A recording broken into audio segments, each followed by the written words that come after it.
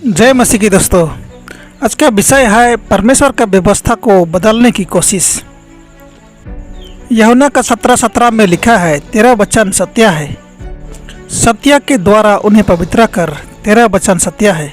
नीति वचन 23:23 यह कहता है, सत्य को खरीदो और उसे बेचना नहीं, सच्चाई को मोल लेना, बेचना नहीं, और बुद्धि और शिक्षा और समाज को भी मोल लेना। इब्रानियों 13:8 कहता है, यीशु मसीह कल, आज और हमेशा एक है।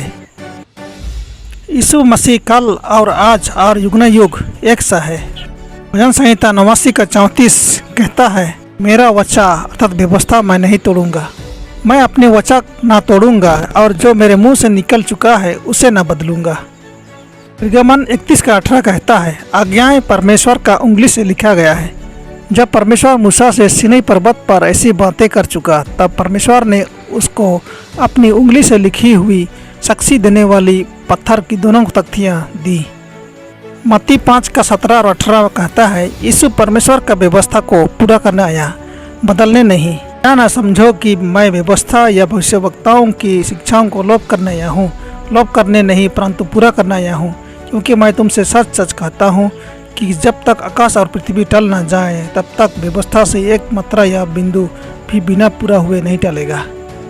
उत्पत्ति 2:1-3 कहता है, सबत अदन बगीचा में पवित्र किया गया और आशीष भी दिया गया।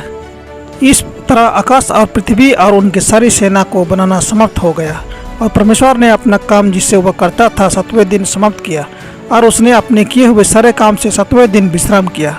और परमेश्वर ने 7वें दिन को आशीष दी और पवित्र ठहराया, क्योंकि उसमें उसने सृष्टि की रचना के अपने सारे काम से विश्राम लिया।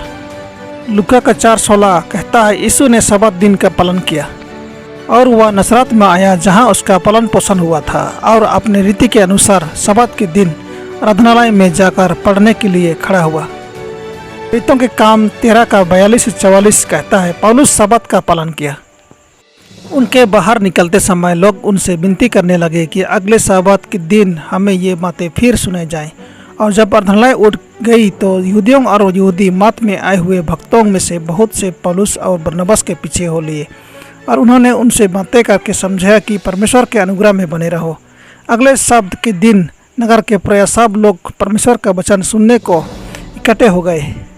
प्रेरितों के काम 20:28-31 यहाँ कहता है, आरंभिक क्रिश्चियन धर्म में धर्म त्याग की भविष्यवाणी चर्च में आने के रूप में की गई है।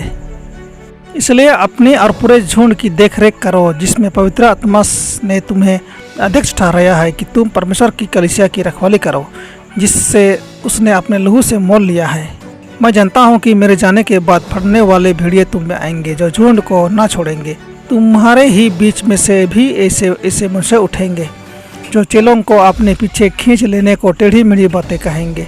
इसलिए जगते रहो और स्मरण करो कि मैंने 3 वर्ष तक रात दिन आंसू बहा बहा कर हर एक को चेतावनी देना ना छोड़ा। दानियेल का 8:12 यह कहता है, सत्य को जमीन पर फेंक दिया गया, और लोगों के अपराध के कारण नित्य होमबलि के साथ सेना भी उसके हाथ में कर दी गई, और उस सिंह ने सच्चाई को मिट्टी में मिला दिया, और वह काम करते करते सफल हो गया। दानियेल 7:25 कहता है, परमेश्वर का व्यवस्था में परिवर्तन करने की प्रयास की गई, और वह परम प्रधान के विरुद्ध बातें कहेगा, और परम प्रधान के पवित्र लोगों को पीस डालेगा, और समयों और व्यवस्था के बदल देने की आशा करेगा, परंतु 3.5 काल तक वे सब उसके वश में कर दिए जाएंगे।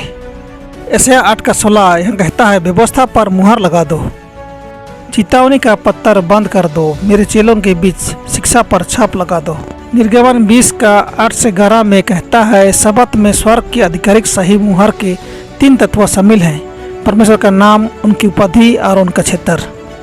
तू विश्राम दिन को पवित्र मानने के लिए स्मरण रखना। 6 दिन तो तू परिश्रम करके अपना सब काम काज करना, परंतु 7वां दिन तेरे परमेश्वर यहोवा के लिए विश्राम दिन है। उसमें ना तो तू किसी भांति के काम काज करना, और ना तेरा बेटा, ना तेरा बेटी, ना तेरा दास, ना तेरे दासी, ना तेरे पशु, ना कोई परदेशी जो तेरे फटकों के भीतर हो। क्योंकि 6 दिन में यहोवा ने आकाश और पृथ्वी और समुद्र और जो कुछ उसमें है सबको बनाया, और 7वें दिन विश्राम किया। इस कारण यहोवा ने विश्राम दिन को आशीष दी और पवित्र ठहराया। प्रकाशित वाक्य 7:1-3 यह कहता है, परमेश्वर के लोगों को अंत से पहले सबत की मुहर प्राप्त होगी। इसके बाद मैंने पृथ्वी के चारों कोनों पर 4 स्वर्गदूत खड़े देखे। वे पृथ्वी की चारों हवाओं को थमे हुए थे ताकि पृथ्वी या समुद्र या किसी पेड़ पर हवा न चले। फिर मैंने एक और स्वर्गदूत को जीवित परमेश्वर की मुहर लिए हुए पूरब से ऊपर की ओर आते देखा। उसने उन चारों स्वर्गदूतों से, जिन्हें पृथ्वी और समुद्र की हानि करने का अधिकार दिया गया था, ऊंचे शब्द से पुकार के कहा, जब तक हम अपने परमेश्वर के दासों के माथों पर मुहर न लगा दें तब तक पृथ्वी और समुद्र और पेड़ों को हानि न पहुंचाना। प्रकाशित वाक्य 14 का 7 और 12 कहता है, परमेश्वर का अंतिम संदेश हमें सृष्टिकर्ता की आराधना करने और परमेश्वर की आज्ञाओं का पालन करने के लिए कहता है। और उसने बड़े शब्द से कहा, परमेश्वर से डरो और उसकी महिमा करो, क्योंकि उसके न्याय करने का समय आ पहुंचा है। और उसकी आराधना करो जिसने स्वर्ग और पृथ्वी और समुद्र और जल के सोते बनाए। पवित्र लोगों का धीरज इसी में है जो परमेश्वर की आज्ञाओं को मानते और यीशु पर विश्वास रखते हैं। परमेश्वर आपको आशीष दे। आमीन।